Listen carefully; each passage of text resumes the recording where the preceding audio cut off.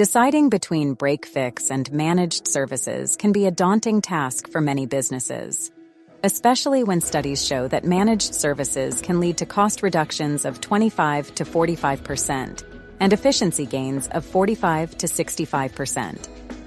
Break-fix services operate reactively, meaning your IT provider only steps in when something goes wrong, leaving you vulnerable to unexpected costs and extended downtime. In contrast, managed services offer a proactive approach, continuously monitoring and maintaining your IT infrastructure to prevent issues before they arise.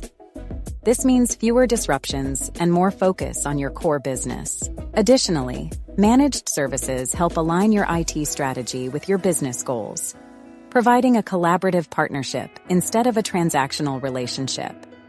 If you're looking to optimize your IT performance while reducing costs and improving security, understanding the differences between these two models is essential.